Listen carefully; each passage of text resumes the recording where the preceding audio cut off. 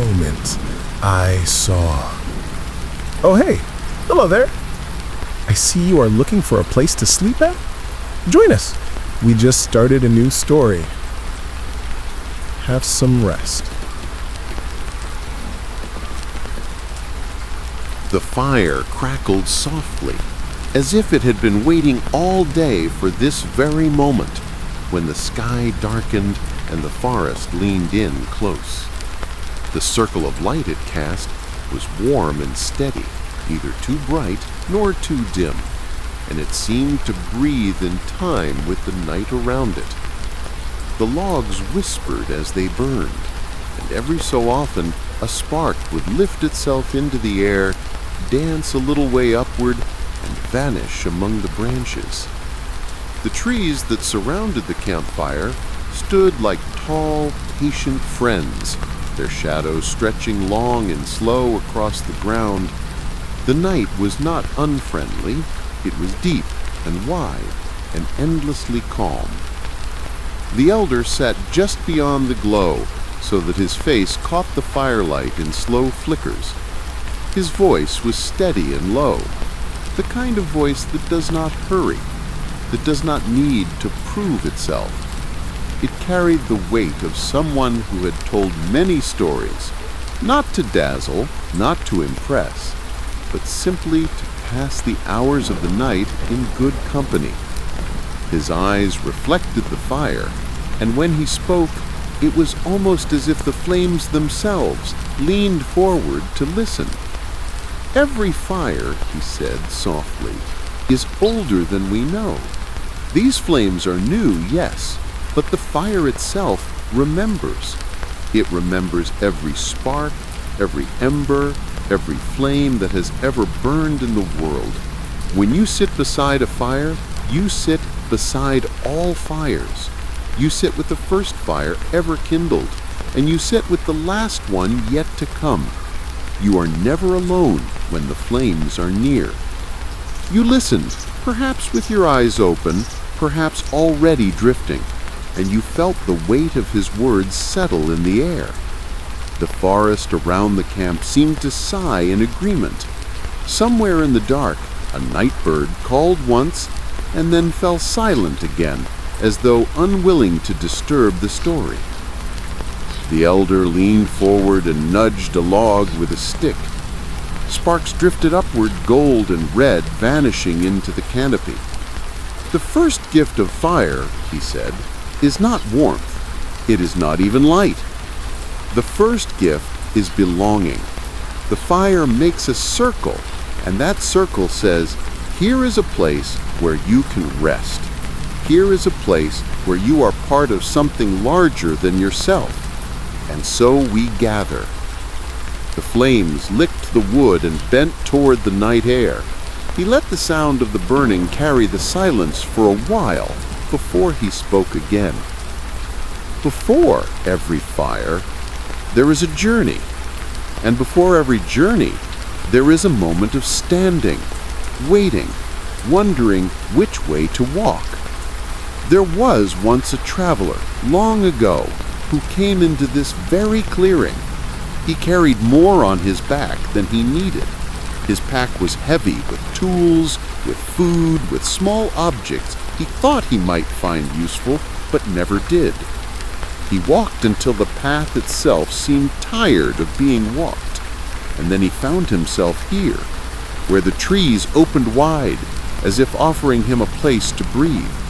The ground was soft with pine needles, and the stones were arranged in a circle that felt too perfect to be chance alone. Perhaps others had camped here. Perhaps it was always meant to be so. The traveler stopped, not because he had reached his destination, for he had none, not because he was too weary to go on. He stopped because the place itself spoke to him, though not in words. Some places do that. They whisper, "Rest here. This is a place for you." And so he laid down his pack, and he gathered wood, and soon the fire was born. And just as you were gathered here tonight, so too he gathered, though he was alone, The fire gave him company. The shadows became less lonely, the night less wide, and the fire said to him, "Belong." The elder's voice was unhurried, and he let the story sink slowly into the stillness. You could almost see the traveler, his heavy pack, the way he looked at the clearing with quiet relief. You could imagine the feel of setting down a burden, of hearing the sigh of fire as it comes to life. The elder spoke again, softer now.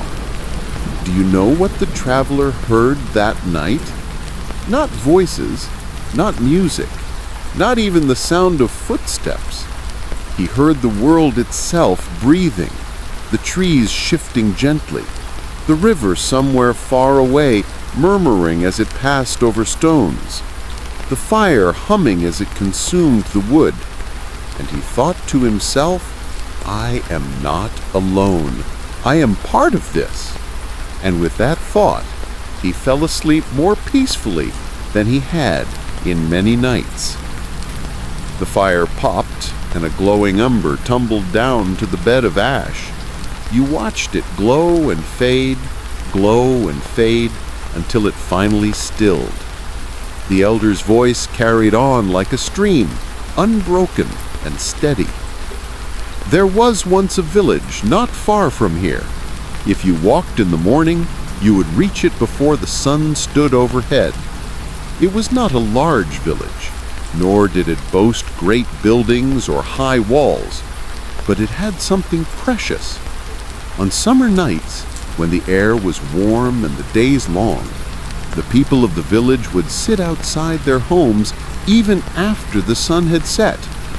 They would light lanterns of paper and wood, or small clay bowls filled with glowing embers, and they would gather in groups to talk. The children would play until their eyes grew heavy, and then they would lie on mats beneath the trees, close enough to hear the voices of their parents, close enough to feel safe. And the adults spoke quietly, of nothing urgent, of nothing heavy. They spoke of the weather, of the river, of the shape of the clouds. They told small stories, of a fox seen near the orchard, of a songbird that returned early, of a dream someone had. And the children learned something as they drifted into sleep. They learned that the world would go on, calmly and gently, while they rested. That voices would still murmur, and fires would still burn, and stars would still shine. They learned that sleep was safe. The elder smiled faintly into the fire, as if remembering one of those nights himself. Do you see? A story does not need to be grand. It can be as simple as the sound of water in a bucket, or the way the wind smells before rain. A story can be a blanket. A story can be a slow hum, steady enough that you drift without knowing when you crossed into dreams. He fell quiet, and the fire carried the silence. The forest seemed to lean closer, the night deepening, wrapping itself around you like a cloak. The elder drew in a slow breath, and the air around the camp shifted as though it too were listening. He let his eyes wander across the flames, following the rise and fall of the fire, the way the logs leaned into each other, the way the embers glowed red at their core. His words, when they came, were low and unhurried.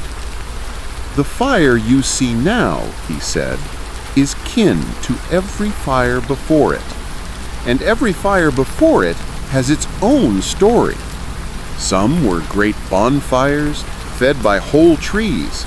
Some were small as a lantern flame, tended in the hollows of caves. All of them gave the same gifts: light, warmth, belonging.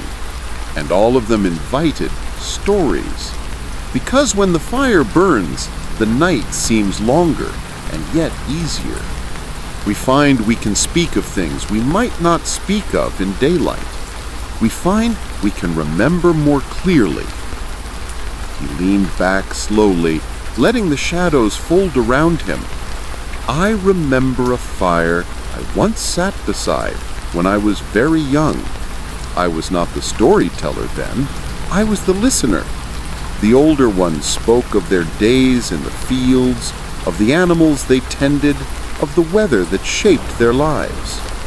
They told their stories slowly, sometimes repeating themselves, but no one minded. I remember listening so carefully at first, thinking I must not miss a single word. But as the night deepened, I found I was listening not with my ears, but with something deeper. The voices became part of the fire, part of the night. And when I finally closed my eyes, it was as though the story itself was carrying me into sleep. The flames flickered and bent as if nodding along. The elder's voice flowed with the same rhythm as the fire, soft rises, gentle falls. That is the way of stories by fire. They are not told to be remembered in every detail.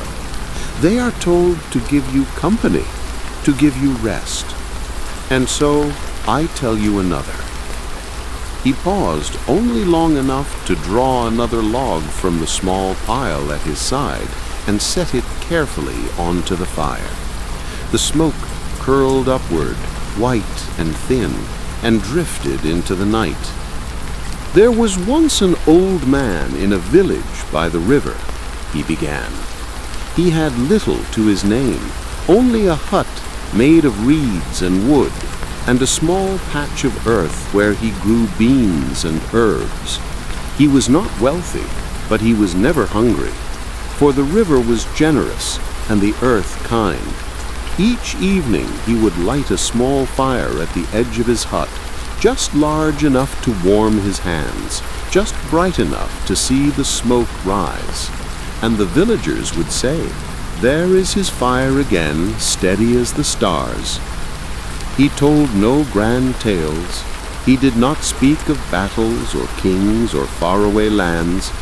His stories were of the river, how it rose in spring and sank in summer, how the fish moved like silver shadows, how the reeds sang when the wind passed through them. At first, only the children came to listen.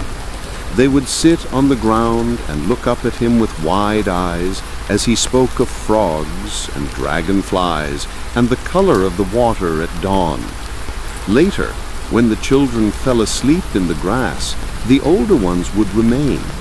They pretended they came only to watch the fire, but in truth, they listened too, because the old man's words were simple, and yet they settled into the heart like stones in a calm pond. And when he grew older still, too frail to tend the earth or fish the river, the villagers would bring him wood and food and sit with him by his fire. And though his voice grew softer, though he sometimes forgot his own stories halfway through, the people stayed, because it was not the tales themselves that mattered. It was the fire, it was the presence, it was the gentle rhythm of words spoken in kindness. That was the true story. The elder's gaze lingered on the flames, as if he could see that river fire glowing there too. He smiled faintly, and for a long while he said nothing. Only the crackle of the wood spoke, filling the night with its quiet language. A breeze stirred the branches above, and a few leaves rustled, whispering like distant voices. The elder tilted his head toward the sound, listening. "Do you hear them?" he asked softly. "The forest speaks too, not with words, but with presence. Every leaf carries a memory. Every stone holds a silence. Every tree tells a story of years. If you listen long enough, you will hear them, not in the way we hear each other, but in a deeper way, the way you hear your own heartbeat when you lie still at night. The forest speaks, and the fire translates. He stretched out one hand toward the flames, the fingers steady despite his age. Perhaps you think I am the one telling these stories, but the truth is the fire tells them, and I am only repeating what it whispers. If you closed your eyes now and let your breathing match the crackle and sigh, you would hear the story yourself. It would come to you in your own way, shaped by your own memories, your own dreams. His hand dropped back to his lap, and his voice grew softer still, almost like a hum. That is the way of stories. They are never the same for each listener. The fire gives one tale to me, and another to you, though we sit in the same circle. And that is good. That is how it must be. The night deepened, and the stars overhead gleamed brighter. The elder lifted his eyes to them and let out a breath that sounded almost like a sigh of contentment. Look at them, the same stars the traveler once saw when he stopped in this clearing, the same stars the old man by the river watched while his fire burned. They wait for us, patient and endless. And when we sit by the fire, we are not only sitting in the forest, we are sitting underneath the same sky that has watched over every story ever told. We are never alone in that. The fire hissed as a knot in the woods split open. The sound was gentle, unthreatening, like rain falling in the distance. The elder let the sound settle, then spoke again, slower than before. When you are very quiet, you can hear not only the fire, not only the forest, not only the stars. You can hear your own breathing. In, out, in, out. And you realize it too is a story. Each breath a chapter, each night a volume, each life a library. And when the breathing slows, when it deepens, that is the body's way of telling a story called rest, a story called sleep. And so, as you listen now, your body is already telling its story, and it is a gentle one. The elder's voice trailed off as though he too might close his eyes soon, but after a long silence he stirred, leaned forward and placed another log onto the fire. The flames flared a little brighter, then settled again. He smiled at the glow. It is still early in the night. The fire will carry us a while longer. Let it speak, and I will follow. And the story went on. The elder rested his hands on his knees and let the fire speak for a while. The flames rose and fell, orange tongues folding over one another, steady and calm. You watched them, and as you watched, you felt your own thoughts slowing, moving not in leaps, but in long, drifting stretches. The elder's voice returned like a current in a river, flowing easily, drawing you along without effort. There was a boy, he said, who lived in a small cabin at the edge of a forest, much like this one. He was not lonely, for the trees kept him company. He knew each one by sight, though he had never given them names. He would walk among them every morning, his bare feet on the moss, his hands brushing the bark. He thought of the forest as a friend that did not need words. Every night, when his chores were done, he would light a small fire outside the cabin. He had been taught carefully how to do it, how to gather wood that was neither too green nor too brittle, how to place the sticks so air could pass between them, how to feed the flame slowly until it grew strong. He would sit there until the stars came out, listening to the crackle and pop, watching the sparks drift upward. And as he grew older, he found that the fire listened to him too. He could speak to it in whispers, telling it his worries, his hopes, the little details of his day, and the fire never turned him away. It gave no answers, but it gave something better. It gave presence. The boy grew into a young man, and still he kept his fire. His neighbors sometimes came to visit, and they noticed that whenever they sat by his flames, their burdens seemed lighter. They said he had a gift for making people calm, but he would smile and shake his head. "It is not me," he would say. "It is the fire. The fire holds what we cannot carry ourselves." And so, night after night, the fire became his companion until he was no longer young, but old. His hair turned white, and his hands trembled when he placed the logs. Yet still the fire rose for him, and still he sat beside it. And when his time came to leave the world, they said he went as gently as a flame that flickers down to an ember.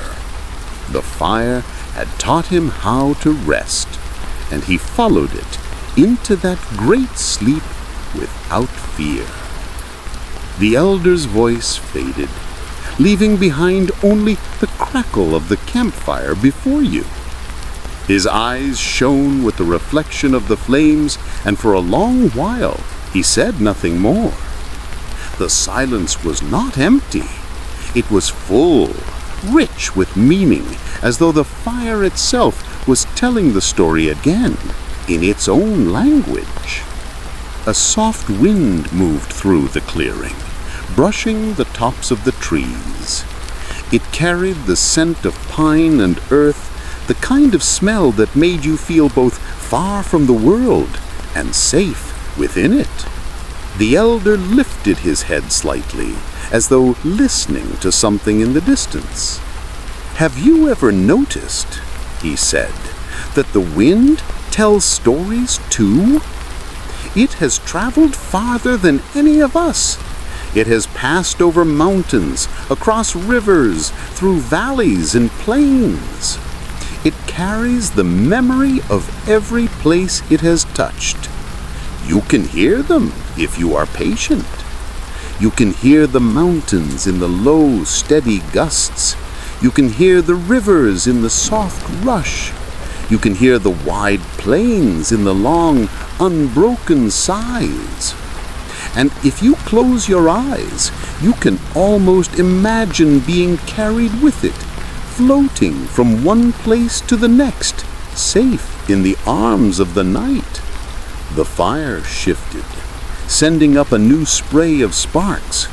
The elder watched them rise, his lips curving to a faint smile. There are those who say each spark is a story in itself, that every flame carries a memory, and when the sparks rise into the air, they release those memories back into the world. Perhaps tonight, as we sit here, we are surrounded by stories rising like invisible birds, fluttering above us, joining the stars. And perhaps the stars themselves are only old fires, their sparks carried higher than we can ever reach. He leaned forward slightly, warming his hands at the flames. The wrinkles on his face deepened, but his expression was calm, timeless. I once heard a tale of a traveler who followed the sparks of his fire into the night sky. They say he lay on the ground watching them rise, and one spark lingered longer than the others. It drifted higher, higher, until it seemed to join the stars. And in his dream that night, he climbed a ladder made of firelight, step by step, until he reached that spark. There he found a village in the sky, where people lived among the stars. Their fires never went out, for the wood was made of light itself. They welcomed him as though he had always belonged, and he sat among them listening to their endless stories. And when he awoke in the morning, he could still feel the warmth of that fire in his chest. From that day on, wherever he traveled, he carried a spark of it within him, and those who met him said he glowed just faintly, as though lit from inside. The elder chuckled softly, the sound like dry leaves shifting in the breeze. Perhaps it was only a dream, or perhaps it was truth. Some dreams are as real as any waking day. Some dreams are the fires speaking in another voice. The night deepened. The stars leaned closer. You could feel the stillness of the forest settling around you, a vast and gentle silence. The elder let his gaze wander over the circle of light cast by the fire. "Do you feel it?" he asked quietly. "The way the fire holds the darkness at bay, not by fighting it, but by welcoming it. The night does not vanish. It stays all around us, deep and wide. But the fire makes a space within it, a circle where we may rest. That is what stories do as well. They do not banish the unknown. They make a place where we can sit together within it, unafraid. That is the true gift." He lifted another log, placed it carefully on the embers, and watched as the flames licked upward. The fire answered with a soft rush of heat and light. He nodded to it, as though acknowledging an old companion. Then he leaned back once more, his voice sinking lower, slower, like a song reaching its final verses. "There is no need to remember every word I speak. The fire remembers for you. All you need to do is sit, breathe, and let the night carry you. In, out, in, out. With each breath, the story settles deeper until it becomes part of your own, until you no longer know where the fire ends and you begin. And when sleep comes, it will not take you away from the story. It will take you deeper into it. For the story does not end when your eyes close. It continues quietly, gently, within the dream." The fire crackled. The elder fell silent, and for a time there was only the sound of burning wood, only the whisper of wind in the trees, only the steady rhythm of your own breath. The elder sat very still, his profile outlined by the wavering glow of the flames. His eyes seemed half closed, though you could tell he was awake, listening. The silence lengthened until it became almost like another voice at the gathering, a companion in its own right. You felt yourself sinking into it, the hush of the forest wrapping around you like a blanket. Somewhere an owl called, a long, steady note that carried far, then faded into nothing. The elder nodded at the sound, as though recognizing an old friend. "Once," he began, his voice low, as if he were speaking to himself, There was a woman who loved the forest so dearly that she wished never to leave it. She was born in a village, but whenever she could, she wandered beneath the trees. She learned the paths, the secret places where the moss grew thickest, the hidden springs that bubbled from beneath stones. She learned to recognize the tracks of deer, fox, and rabbit. She gathered berries with a careful hand, always leaving some for the birds. The forest knew her, and she knew the forest. He paused, leaned forward, and fed another branch into the flames. The sparks leapt upward, then drifted slowly down. His words resumed like a stream after it has bent around a rock. When she grew older, her family wished her to marry, to live in the village as they had always done. But her heart was restless within walls. She wanted to be beneath the open sky, among the pines. So one evening, when the moon was high, she walked into the forest and did not return. People searched for her for many days, calling her name, but she was gone.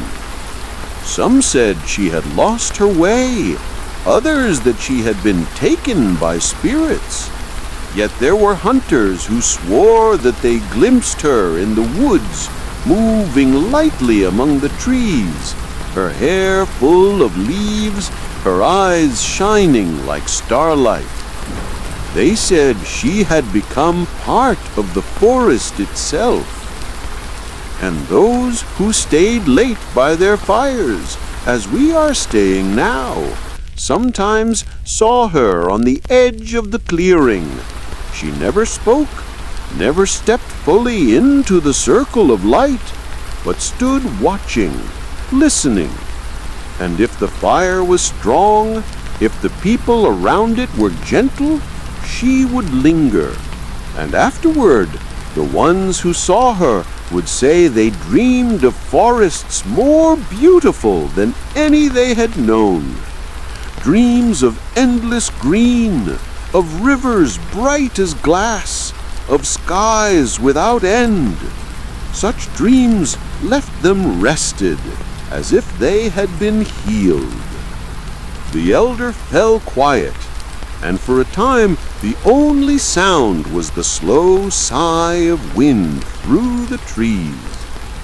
You felt a strange comfort at the thought of the woman still wandering, not lost, but at home. The forest around you seemed fuller now, as though it held unseen company. The elder's voice returned, softer, almost like he was speaking to himself. The forest has many dwellers, seen and unseen. The foxes, the deer, the owls we know. But there are also older presences. They are not here to frighten.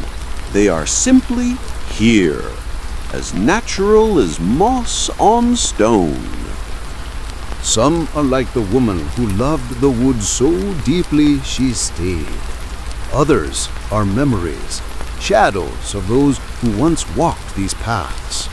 The fire draws them just as it draws us. Its warmth is for all. That is why whenever you light fire in the night, you may feel that you are not alone, and truly you are not. The fire shifted again, logs settling with a low thud. A column of sparks rose and spun upward into the dark. You followed them with your eyes, watching as they became tiny lights, then disappeared into the wide night sky. Do you see how the sparks rise? The elder asked. Each one takes with it a thought, a memory, a part of the story. That is why people who sit at fires speak so freely. They know their words will not be heavy upon them. The fire lifts them. The sparks carry them away, scattering them among the stars, and the stars keep them safe. No word is lost. Every word is remembered. He leaned back slowly, his shoulders relaxing, and the silence opened once more. The fire made a rhythm, crackle, pop, sigh. The forest answered with its own rhythm, leaf, wind, night bird. The two blended together until it seemed there was no difference between them. Long ago, the elder said, after a long pause, before villages, before walls, before roads, there were people who lived always with the fire. They carried it from place to place, never letting it die. They said the fire was life itself, and as long as they kept it burning, they would never be lost.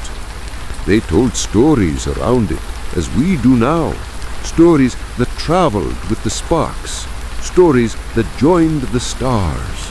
And some of those stories are still falling back to us like gentle rain into our dreams. He smiled faintly, his face illuminated by a brief flare of flame. We think stories belong to us, but really, we belong to them. They wait for us, patient, ready to be spoken again. Each time we tell them, they become new, yet remain the same, like the fire. Never the same flame twice, and yet always the fire. The elder drew in a slow breath, then released it. His voice grew softer, slower, until each word seemed to rest in the air before dissolving. And so we listen. We let the fire speak through us, and we carry it forward, gently, quietly, until we too become sparks, rising into the night, joining the stars. Nothing is ever lost. Nothing is truly gone. All returns, all rests, all glows. The flames bent low, then rose again. The circle of warmth seemed to breathe with you. The elder closed his eyes for a moment, as if resting, as if simply listening to the fire itself. And in that stillness, the story continued, without words, without effort. The forest, the fire, the stars, all speaking together in the endless, gentle tongue of night. The elder did not speak for a long while. He sat with his hands folded loosely before him, palms toward the fire, soaking in its warmth. His breath came slow and steady, almost in rhythm with the flames. His stillness was not heavy. It was spacious, unhurried, like a forest path that invites you to linger. You too felt your body loosening. The weight in your shoulders seemed to drain away. The hush of the trees pressed close, but not in a way that stifled. It was a kind of presence, supportive, endless, steady. You found yourself watching the fire's smallest movements, the way one flame bent sideways, then straightened, the way a coal glowed brighter when a breath of air touched it.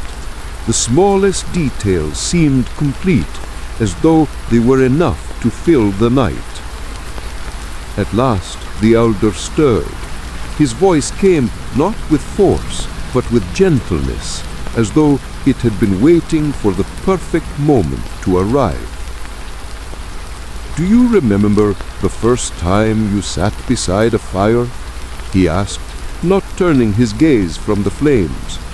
Perhaps you were very young.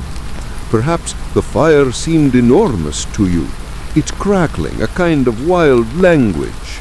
Perhaps you felt both awe and comfort. It is always that way the first time. The fire shows us both its strength and its kindness. It says, I can burn, but I can also warm. I can destroy, but I can also protect. I am both danger and safety, and you must learn how to live with me. He let the idea hang in the air, like smoke that lingers after a log shifts. The fire popped, a small ember leaping and then fading before it touched the ground. I will tell you of a child, the elder continued. He lived in a village where winters were long and bitter. The snow fell heavy and the winds howled for months. Without fire, there would have been no life at all. His family taught him early how to strike flint, how to coax a flame into a fire, how to build it higher. And the boy loved the fire. He would sit close, his eyes wide, staring until they watered from the brightness. Sometimes he would imagine the flames were dancers, leaping and spinning in patterns too fast for him to follow. He would whisper secrets to them, and in the crackling of the wood he thought he heard answers. The elder's eyes half closed, his tone softening further, almost like a lullaby. One night, when the boy was no older than 7, he woke from a dream. The cabin was quiet, the fire nearly out. Only a few red coals remained. His family slept heavily, but he, restless and curious, crept to the hearth. He picked up the poker and stirred the embers. They glowed brighter, alive again. He felt proud. He thought, I can care for the fire myself. And so, with his small hands, he placed new sticks upon it, arranging them just as he had seen his father do. Slowly, the fire rose again, not fierce, but steady. He sat there, the warmth on his face, the shadows dancing on the walls, and he felt as though he had been entrusted with a secret older than the world itself. The elder nodded, his voice gaining just a thread of weight, though still gentle.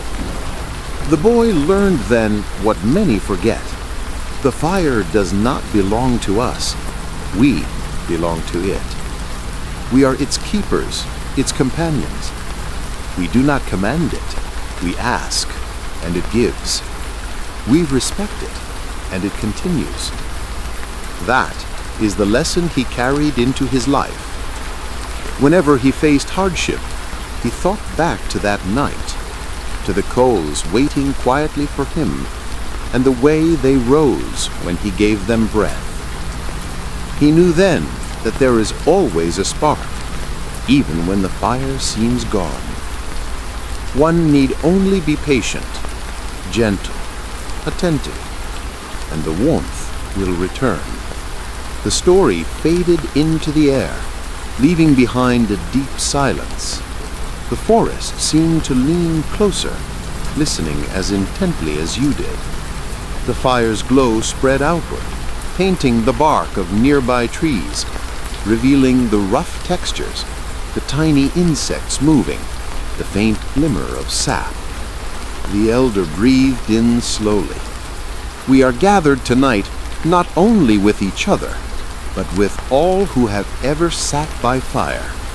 When we sit like this, we join an unbroken line. Our ancestors, their ancestors, all the way back, as far as memory and time can reach. The first ones who huddled close in caves, watching sparks leap into darkness. The ones who first felt the safety of light against the night's unknown. We sit with them, though they are gone. They sit with us, though we do not see them. He gestured lightly to the flames. Every fire is a doorway to all fires. Every story is a doorway to all stories. That is why the heart grows quiet here. It recognizes the truth of it, even if the mind cannot explain. The wind stirred, carrying the scent of pine and smoke. You closed your eyes and let the air brush your skin.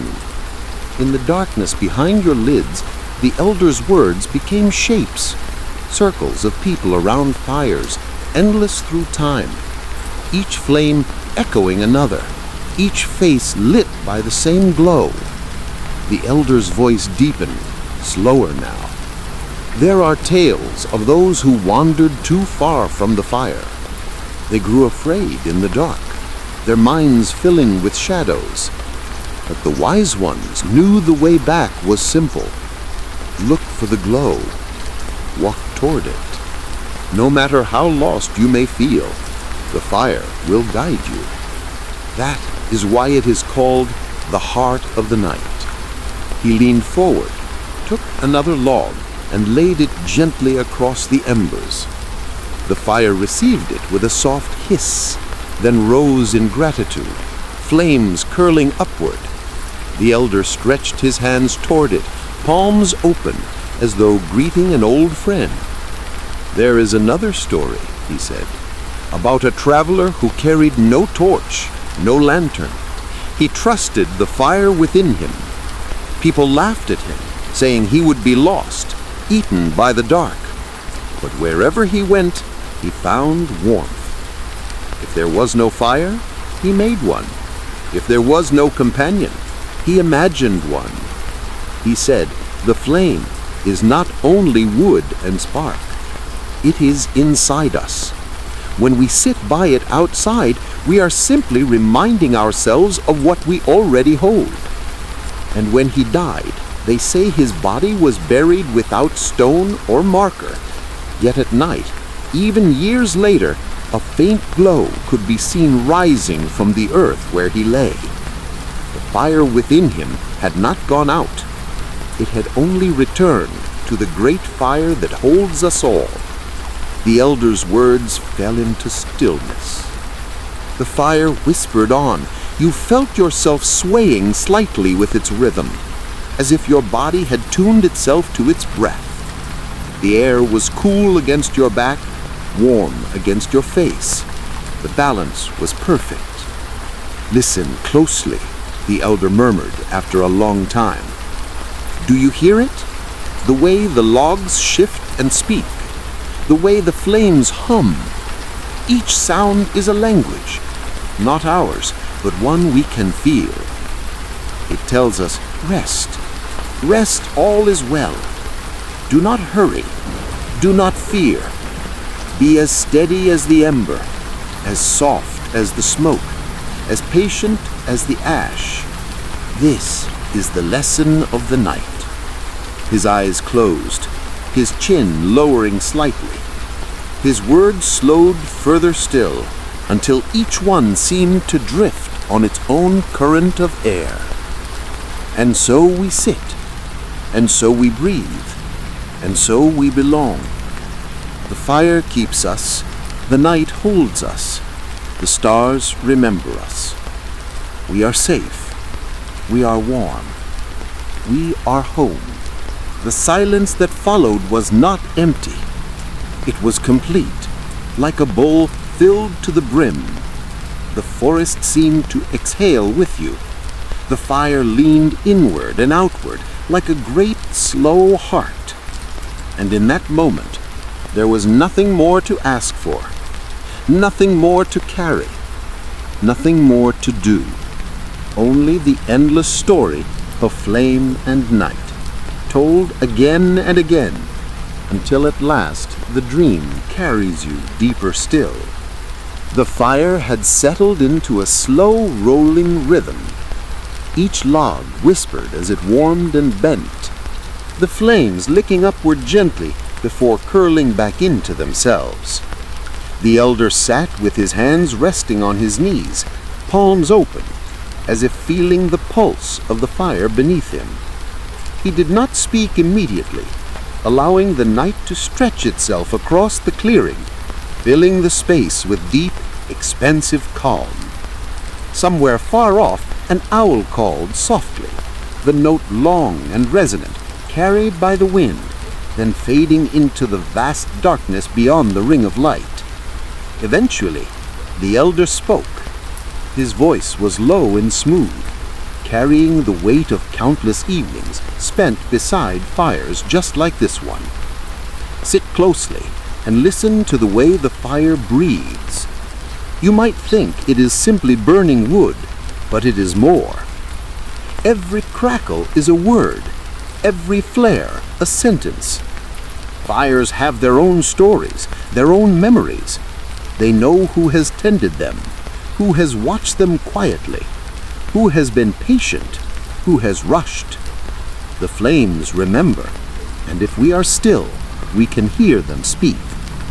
He paused, letting the crackle of a log punctuate the silence. Sparks rose like tiny golden birds into the dark canopy, spinning, twisting, then vanishing into the night. Long ago, he continued, there were people who traveled across lands that knew neither walls nor cities, only endless forests, rivers, hills, and plains. They carried fire wherever they went, not only for warmth, but for guidance, for comfort, for life itself. Each night they gathered around it. They spoke softly, telling stories of their days, their hardships, their dreams. They told of the stars they had seen, of rivers that shimmered like silver, of animals that moved with patience and cunning. And the fire listened. It held their stories, and it gave them back in sparks, in warmth, in light.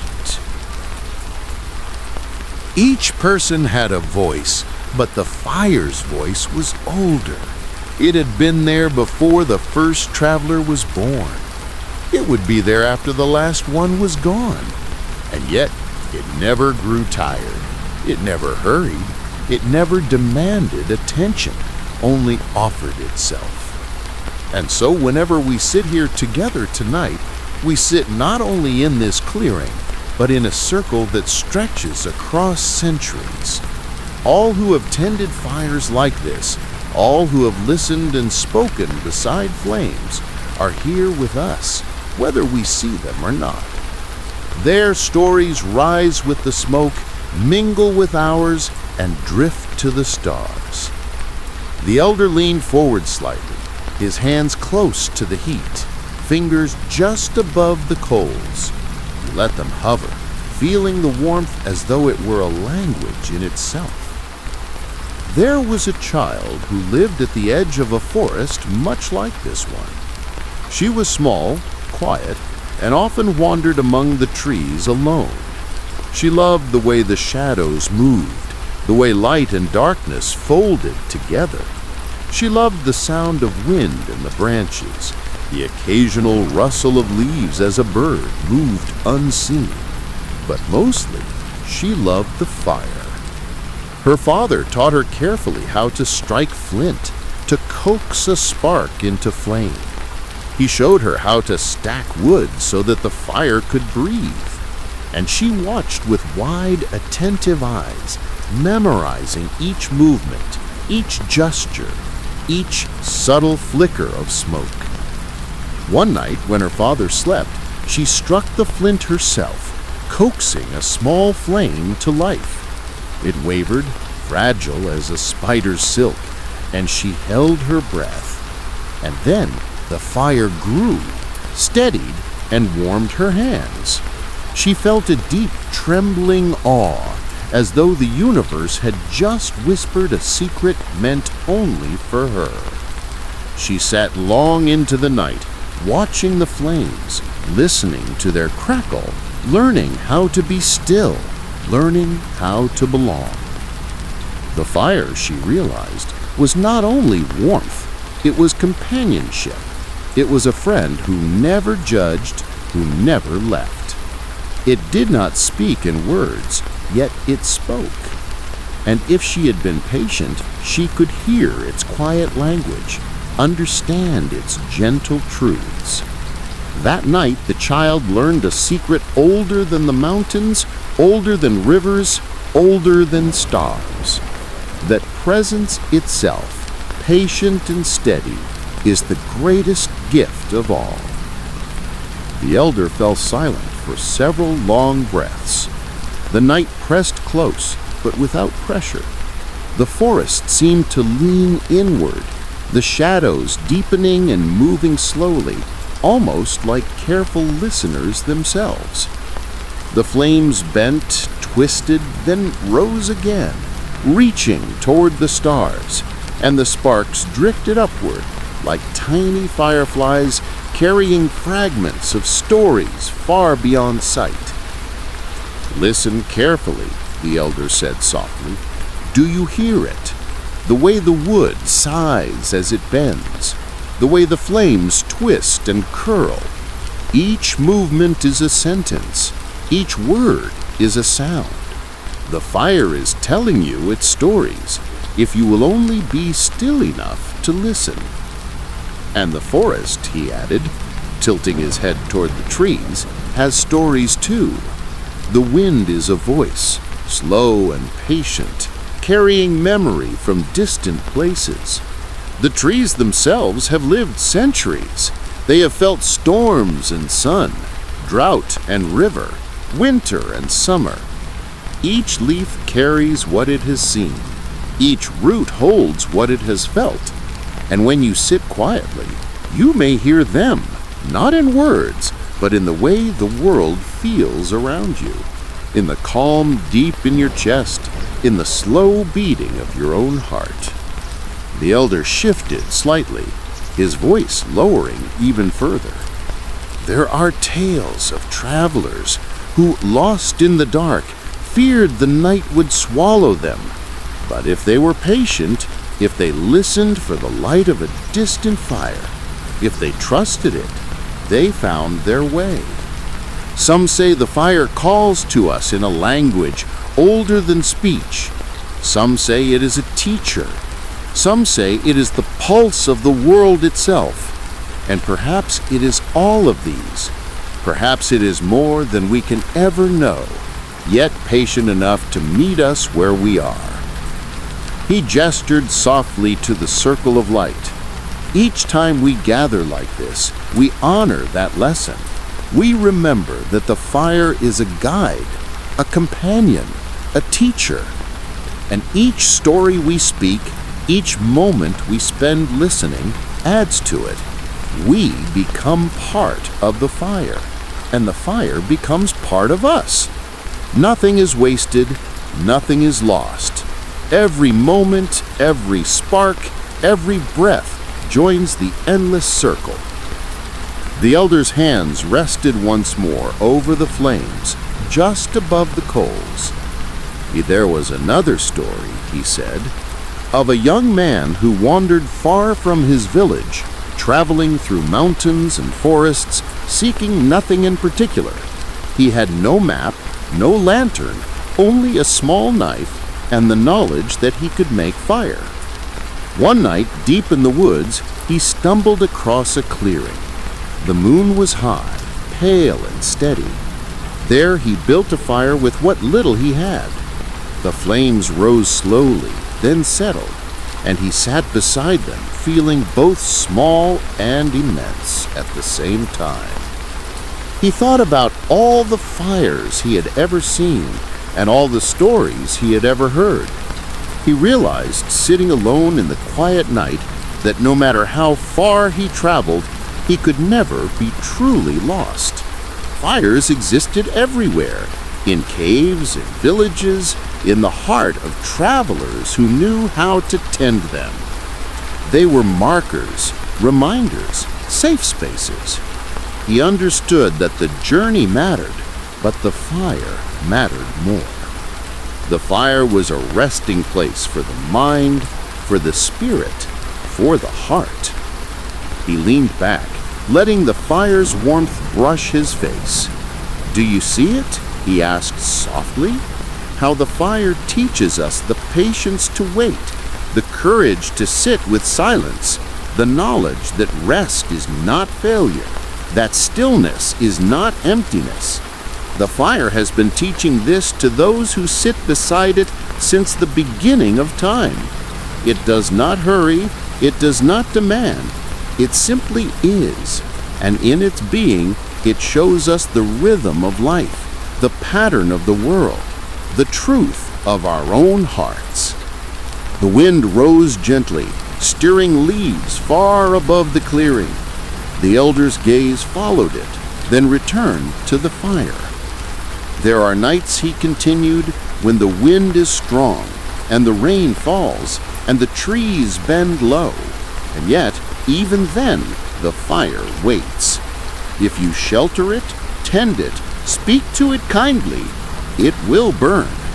It will illuminate the darkness, however briefly, and you too can learn to wait, to bend, to trust that warmth will return, that light will return, that calm will return. That is the lesson the fire offers to all who will listen. He fell silent, letting the forest and fire speak between them. Sparks drifted upward, caught in unseen currents of air, then disappeared into the night. The sound of coals settling was almost musical. The owl called again, far off, and for a long time there was only the rhythm of wind, flame, and breath. And so we sit, the elder whispered, voice low, and we listen, and we learn. We are part of the story, as it is part of us. Each night we gather, each fire we light, each moment we spend in quiet, we add another layer to the endless tale. And the tale is never finished. It grows slowly, patiently, like a tree reaching for the sky, like a river carving the earth. Each of us carries a spark. Each of us joins the circle. The flames bent low again, but never went out. The circle of warmth held steady, welcoming, endless. And the elder's voice, soft and steady, continued, threading itself through the night, over the forest, past the stars, as if the story would never end. The night deepened. The wind whispered softly through the treetops, rustling needles and leaves in gentle waves. Somewhere far off, a brook gurgled quietly, its water sliding over smooth stones. Even that distant sound seemed close, intimate, as if the forest itself had bent near to join the circle around the fire. You could hear the rhythm of your own breathing, slow and steady, in harmony with the pulse of the night. The elder reached for another log and placed it on the embers. The fire hissed, sparks leaping upward like tiny golden birds released into the dark sky. His hands hovered over the flames for a moment, and you noticed the careful attention in every gesture, as though he were not just tending the fire, but reading it, listening to it, speaking with it. "Do you see how the flames move?" he asked softly.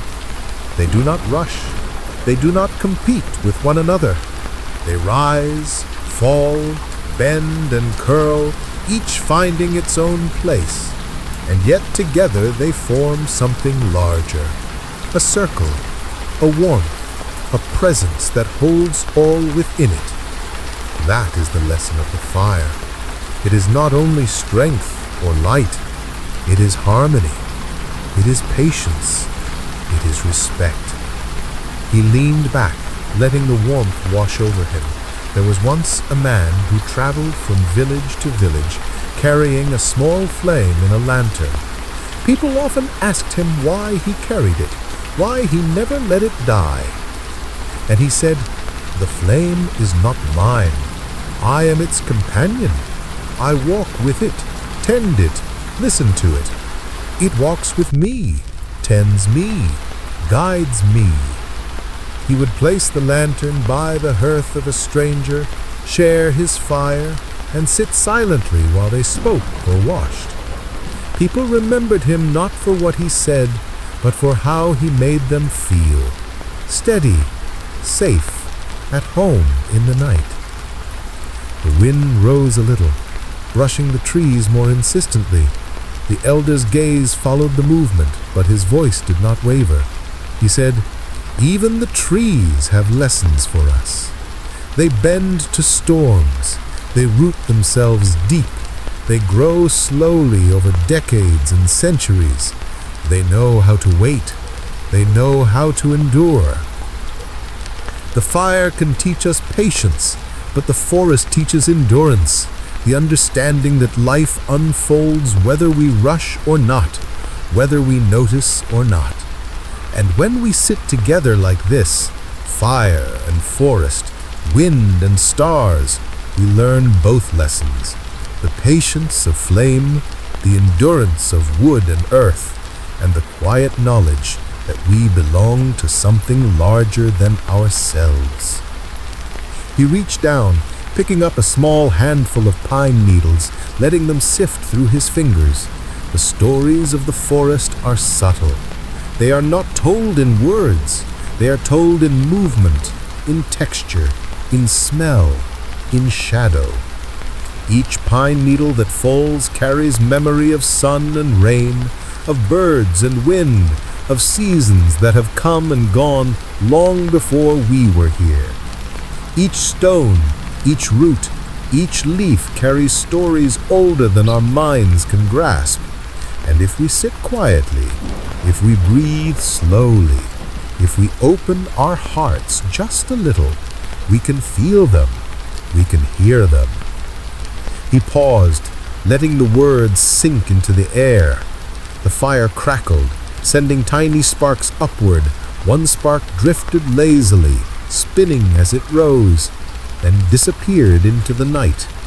That spark is a story, the elder murmured. Every ember carries a story.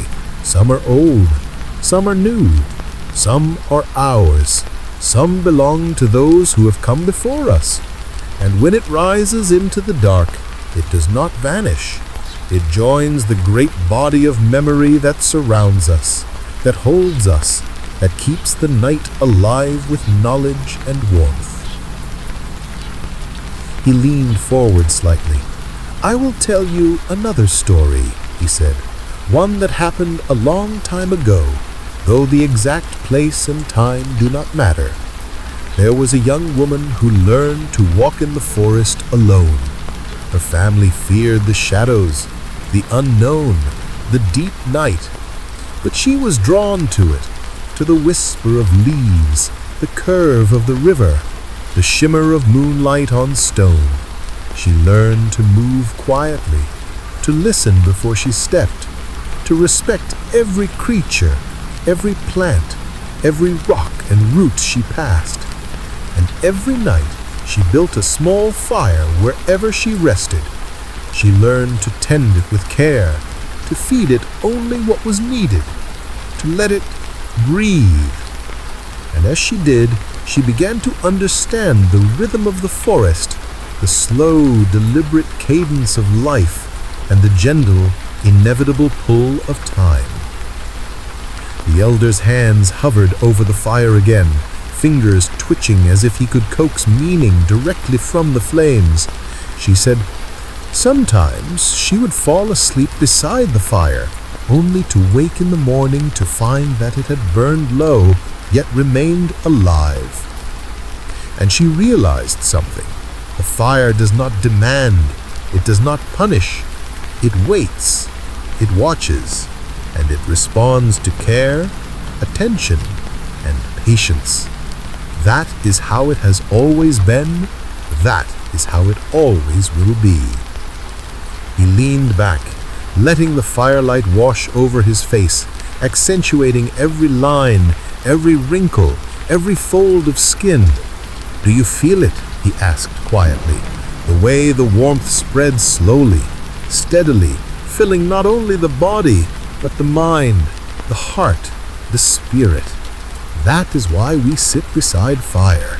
That is why humans have done so for millennia, not merely for heat, but for comfort, for grounding, for the quiet knowledge that we are not alone, that we are part of a circle that stretches across time and space, unbroken and continuous. The wind sighed through the clearing, lifting fallen leaves and stirring branches. The fire seemed to respond, flickering, leaning slightly, then righting itself. Sparks drifted upward, rising into the dark, carrying unseen weight, then disappearing into the canopy. The elder watched them, his eyes soft, attentive. Many travelers have lost their way, he said, but none who carried fire were ever truly lost. Even if the night seemed endless, even if the path was hidden, even if they walked alone, the fire gave them direction, gave them courage, gave them home. And sometimes the fire is not even made of wood or flame, but of patience, of awareness, of careful attention. The fire can live within us. It can guide our steps. It can illuminate the path, even when all else is dark. He leaned forward slightly, placing his hands gently on the ground, feeling the warmth radiating from the earth.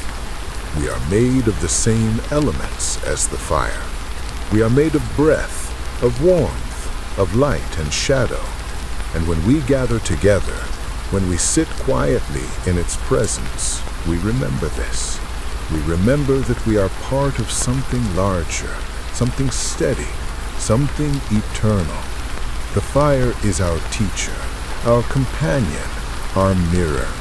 And through it, we learn to sit, to breathe, to be present, to rest. The forest around you felt alive with unseen movement, insects crawling in the underbrush, small mammals rustling, leaves swaying above, distant calls of owls and night birds. The elder's voice continued, threading through it all. There is a tale, he said, of a boy who built his first fire alone. He had watched others do it, but this was his first time truly tending it himself. He struck the flint, coaxed the spark, watched it falter, then rise. He fed it carefully, adding sticks just so, arranging them so that air could flow. And as he watched the flames grow, he realized that the fire was more than light or warmth. It was a companion, a witness, a living memory. And he understood that every time he sat beside it, he was not only watching the fire, but participating in a lineage, a circle of countless people who had done the same. Each ember he watched was an echo of all those who had ever tended flames before him. He fell silent for a long while, letting the rhythm of the fire fill the space. The wind moved slowly, carrying the smell of pine and smoke, and the distant stars shone faintly above. The sparks continued to rise, each carrying a whisper, each carrying a story, until the sky seemed scattered across with tiny points of light, as if the fire itself had joined the heavens. And so, the elder whispered finally, we sit and we listen, and we allow the fire to teach us, to guide us, to remind us of who we are. Each night it waits for us. Each night it rises. Each night it offers warmth, light, and story. And if we are patient, if we are gentle, if we are still, we will hear it, understand it, carry it with us, and join its circle. He closed his eyes, resting against the warmth of the fire, and for a long time nothing was spoken, only the soft sigh of wind through branches, the crackle of logs, the faint hum of the forest at night. And in that quiet, you felt the story continue, unbroken, infinite, and open-ended. The elder remained still for a long while, his eyes half closed, as if seeing not only the fire before him, but something beyond it, something vast and patient that no human could ever fully grasp. You could feel the weight of his quiet presence, the slow pull of the night, and a deep sense of being part of something larger than yourself began to settle in. The air was cool, but not uncomfortable. It wrapped around you like a soft, protective cloak. Even the shadows seemed to bend toward the circle of warmth, respectful, waiting. "Do you know," the elder murmured, "why we feel so deeply moved by fire and forest? It is because both have memory, both have patience, both have endured centuries longer than we can imagine, longer than any story we may tell tonight. And they continue, ever patient, ever watching, ever waiting for us to notice them, to join them, to remember that we are part of their rhythm." He shifted slightly, brushing his hands over the coals and feeling the subtle vibrations of warmth. Long ago, people thought that if they carried fire wherever they went, it would protect them from spirits, from darkness, from fear. Perhaps it did, but more than that, it reminded them of their place in the world. It reminded them that they were not alone. Each fire they kindled was a tiny piece of a larger flame, stretching across mountains, forests, and rivers, connecting every person who had ever needed warmth, light, and company. The wind whispered softly, lifting loose leaves, stirring the branches overhead. Somewhere, a small animal rustled through the underbrush, careful not to disturb the circle of humans on fire. The elder's voice continued, slow and meditative. There is a story of a traveler who lost his way one night in the mountains. He had no fire, no lantern, no companions.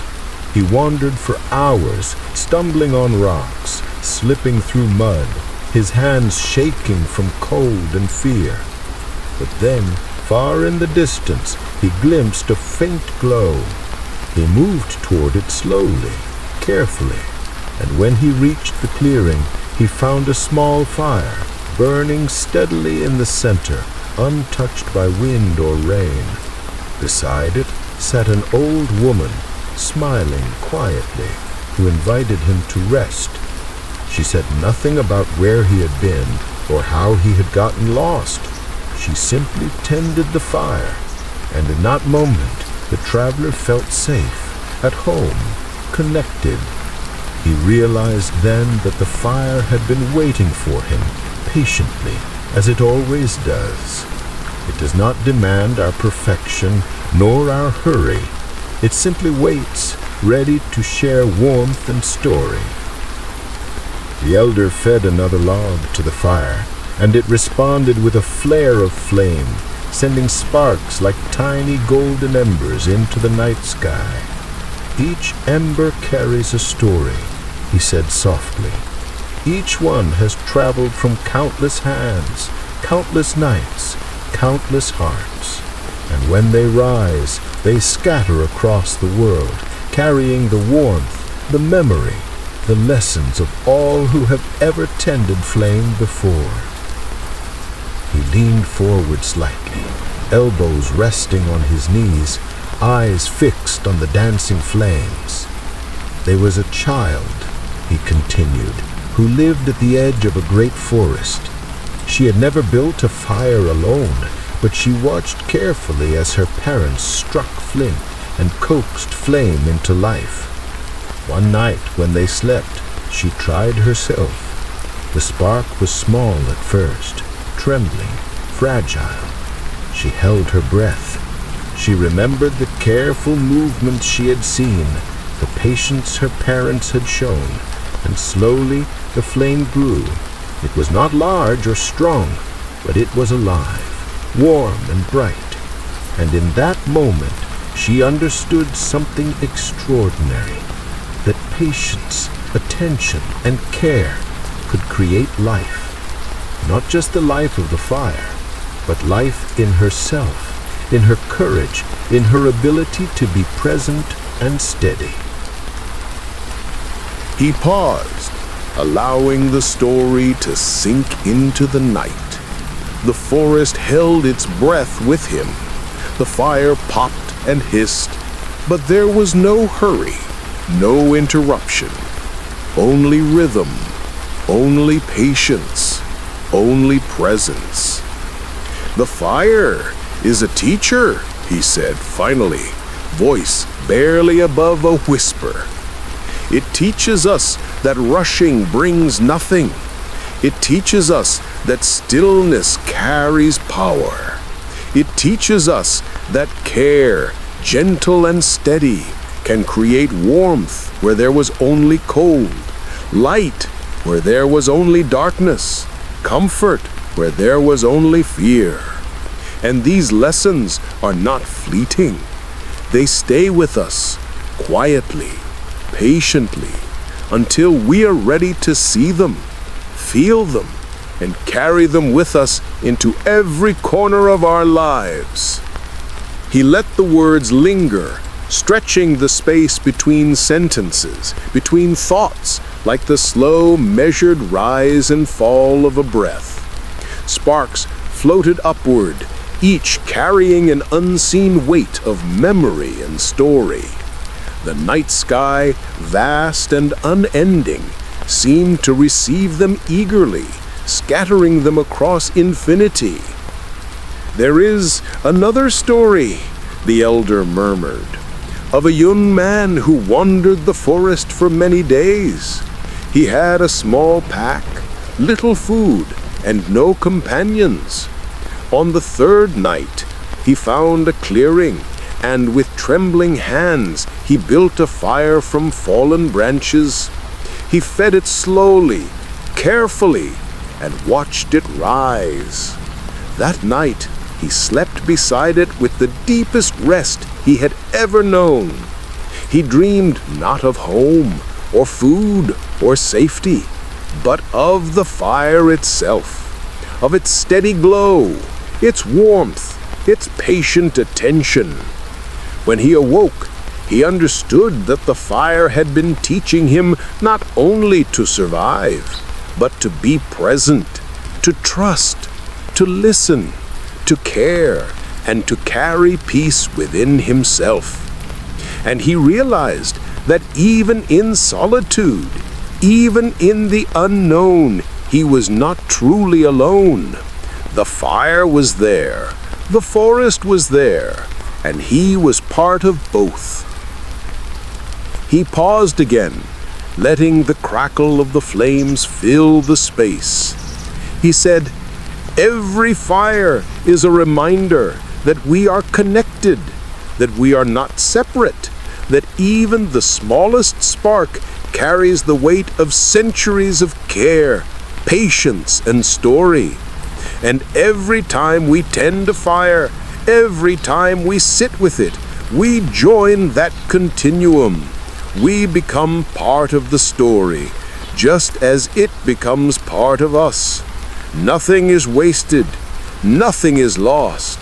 Every ember, every breath, every moment matters." The elder leaned back, letting the firelight wash over his face, revealing lines of age and wisdom, soft eyes, a quiet, patient smile. "Do you feel the rhythm of the night?" he asked quietly. "The slow, steady pulse beneath all sound, beneath all sight, beneath all movement. That is the heartbeat of the forest, of the fire, of the world itself.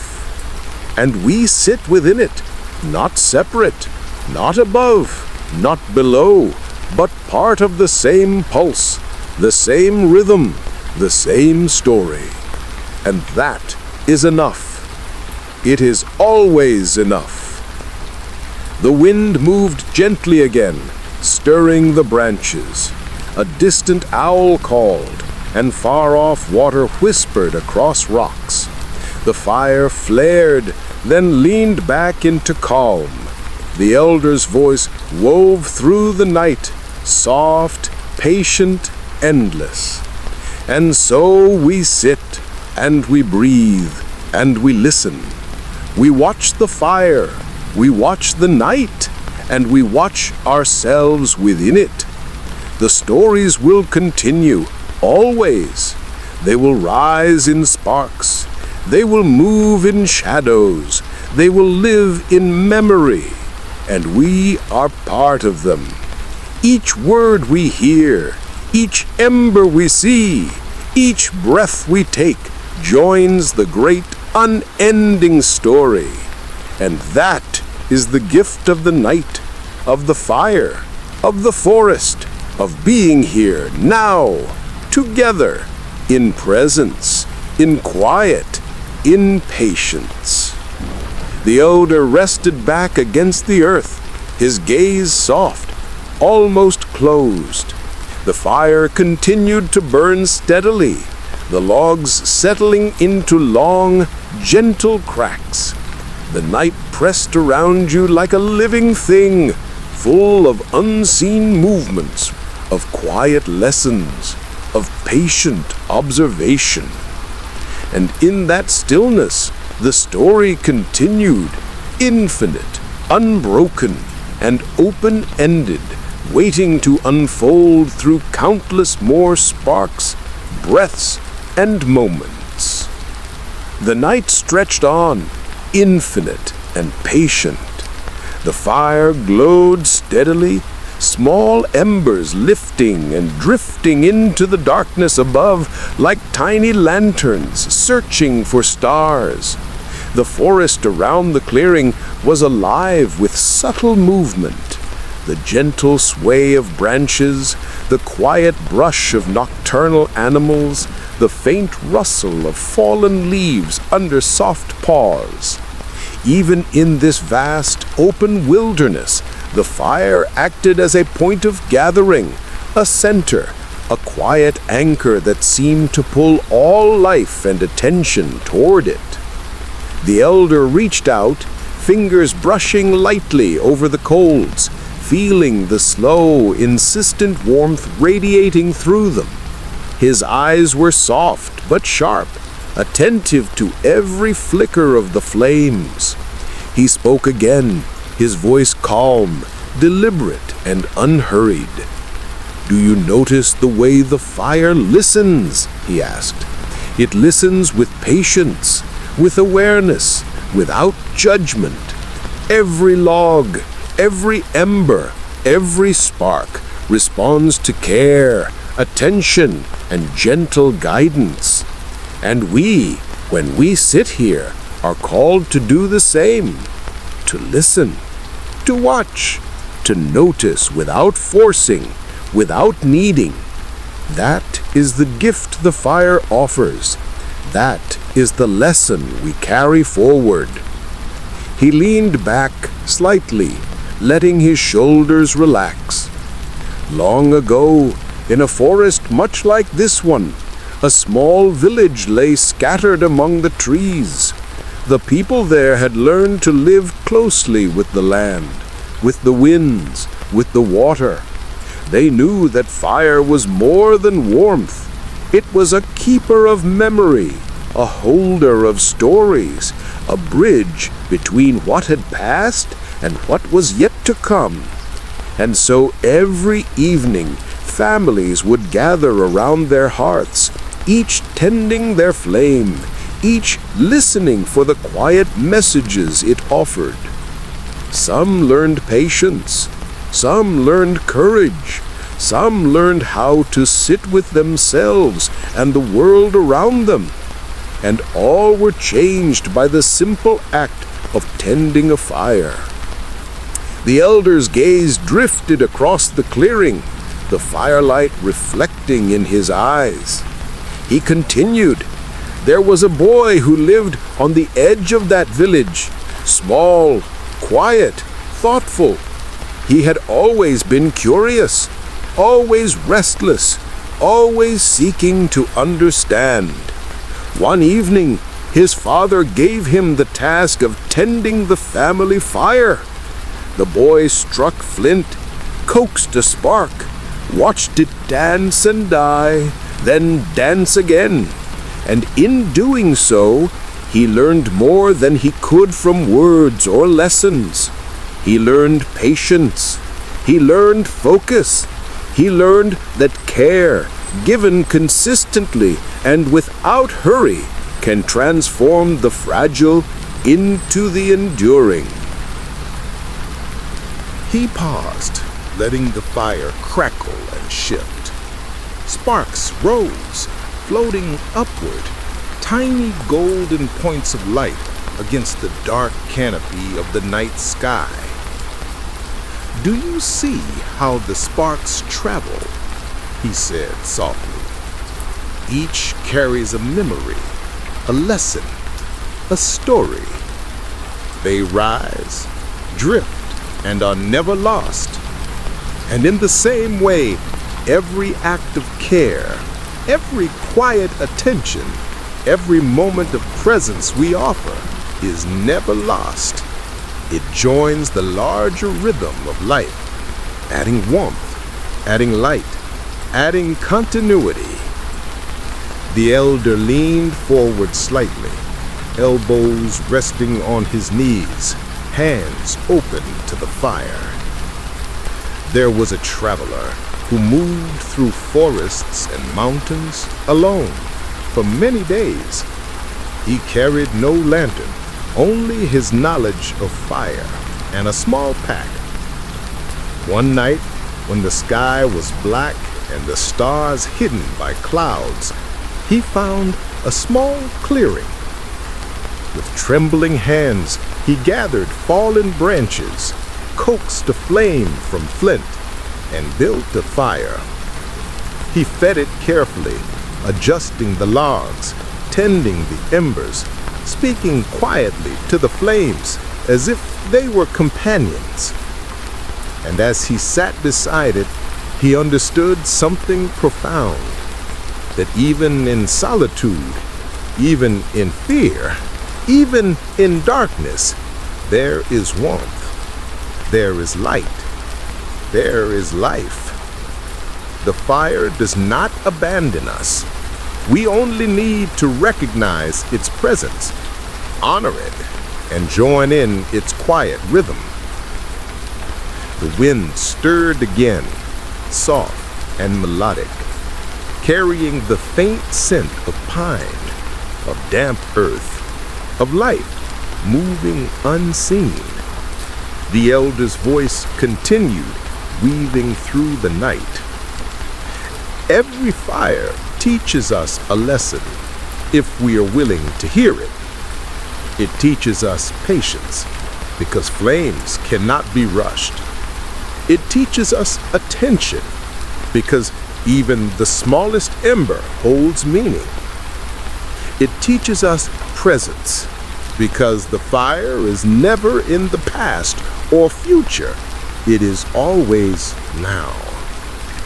And in learning these lessons, we carry them with us wherever we go, through forests, through mountains, through days and nights, through storms and calms. He rested back, eyes half closed, watching the fire with gentle reverence. There is a story of a woman who lived in a distant village where winters were long and cold. She was responsible for the hearth, and each night she would light the fire, tend it through the night, and ensure it never died.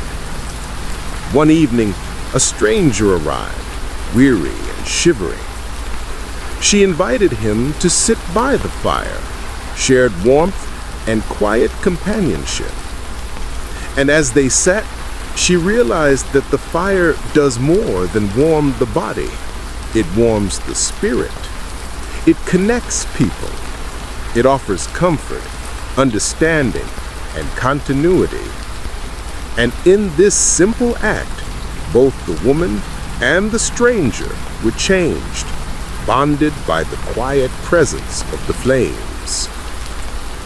The elder's gaze lingered on the flames, watching the sparks rise, twist, and disappear. "Do you feel it?" he asked softly. "The connection, the sense that you are part of something larger than yourself. The fire teaches us that nothing is isolated.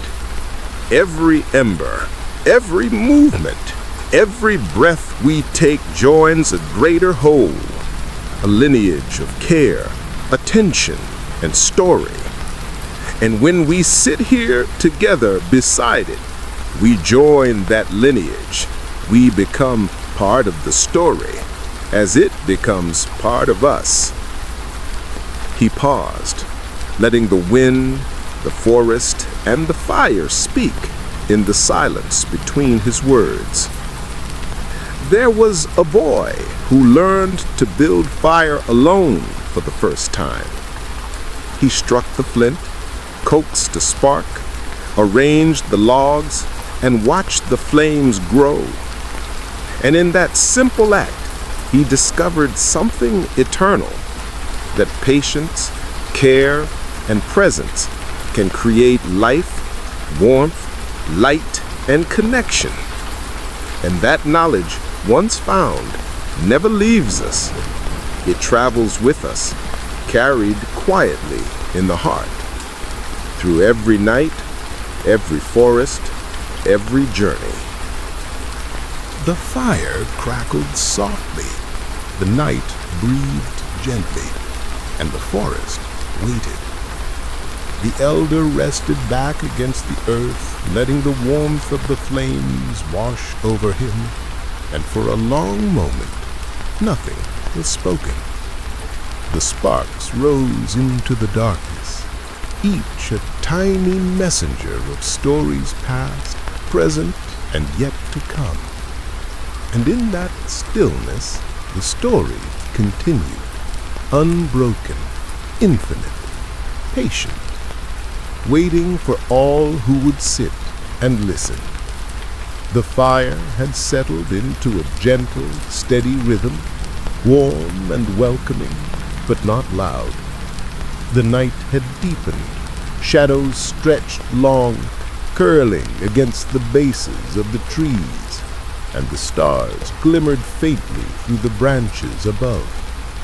The wind was softer now, brushing through the forest like a quiet breath. The elder leaned back, letting the heat from the embers wash over his face and hands. "You have listened well tonight," he murmured, voice low and calm, carrying over the gentle crackle of the fire. "You have felt the warmth, seen the sparks rise, heard the whispers of wind through the trees, and held it all within yourself. Remember, every fire, every night, every quiet moment is a gift, and it speaks to you in ways you may not yet fully understand. You do not need to grasp it all at once.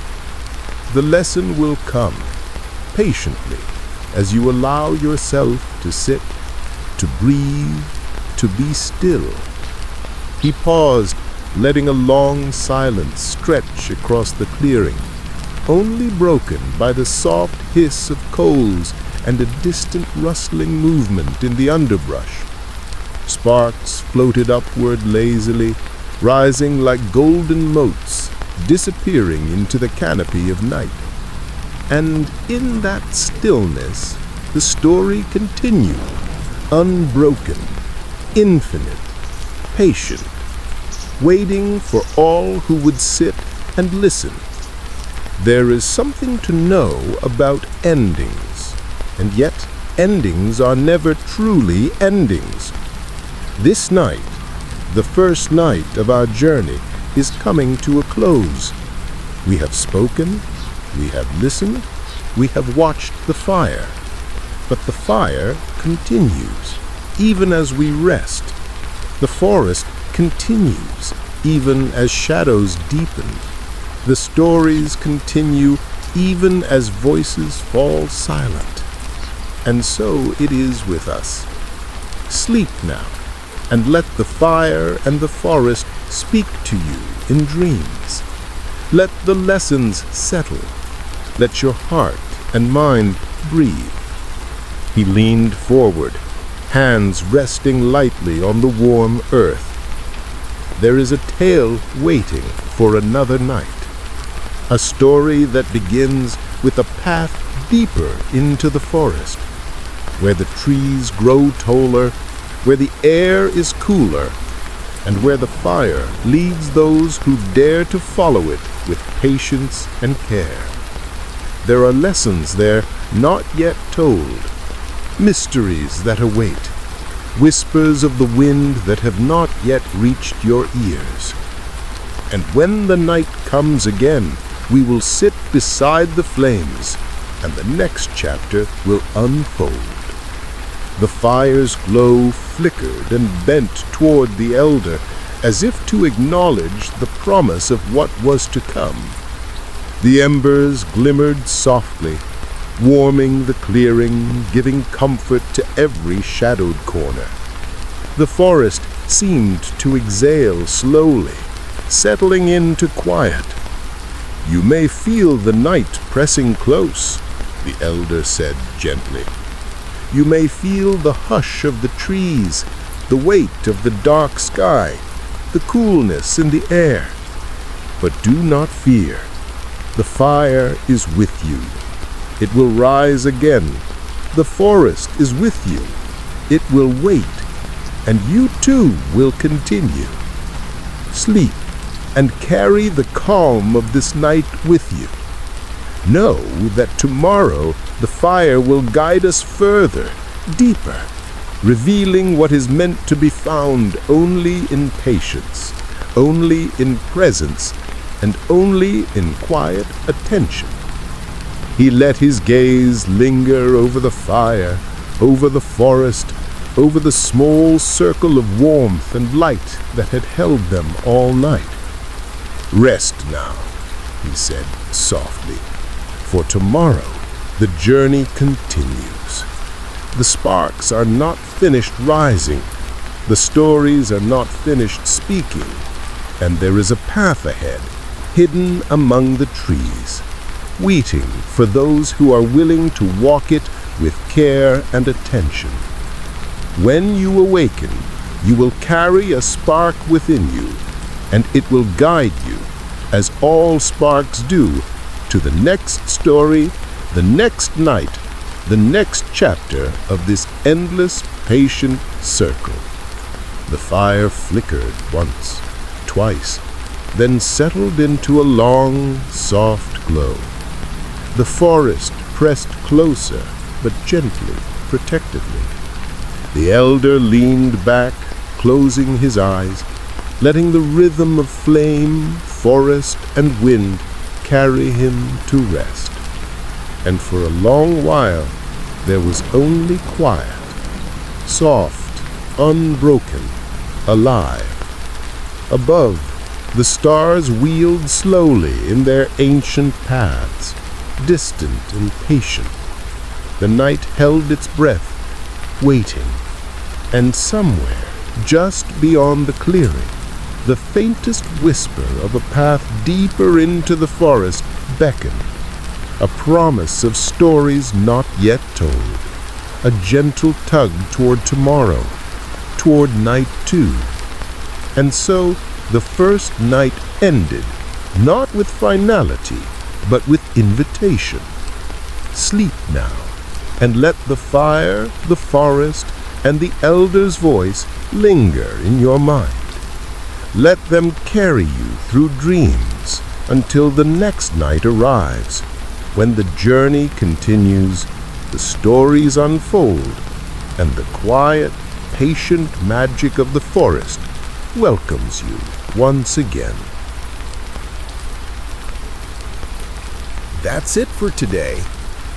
Sleep well. Thank you for being with me. Subscribe so you don't miss new stories, and hit that like button. See you tomorrow.